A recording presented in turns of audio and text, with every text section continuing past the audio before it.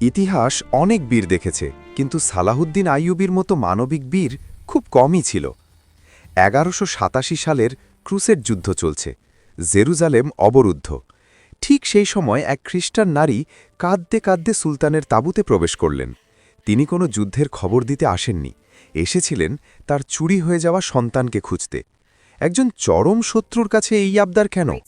চলুন জেনে নিই সেই অবিশ্বাস্য ইতিহাস।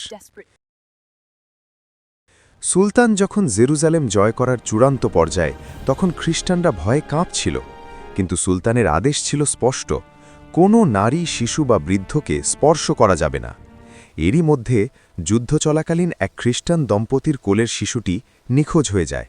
মুসলিম সৈন্যরা ভুলবশত তাকে বাজারে বিক্রি করে দিয়েছিল। সেই মা যখন কাঁদতে কাঁদতে সুলতানের কাছে পৌঁছালেন, সুলতানের দেহরক্ষীরা তাকে বাধা দিতে চাইল, কিন্তু সুলতান তাকে কাছে ডাকলেন। সেই মা বললেন, আমি শুনেছি আপনার হৃদয় অনেক বড়, আমার সন্তানকে আপনার সৈন্যরা নিয়ে গেছে। সুলতান এই কথা শুনে বিচলিত হয়ে পড়লেন। তিনি তক্ষুনি নির্দেশ দিলেন, যে কোনো মূল্যে সেই শিশুকে খুঁজে বের করতে হবে।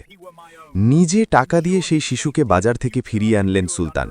যখন শিশুটিকে তার মায়ের কোলে দেওয়া হলো, তখন সেই মায়ের চোখের জল আর থামছিল না। তিনি সুলতানের পায়ে চুমু খেতে চাইলেন।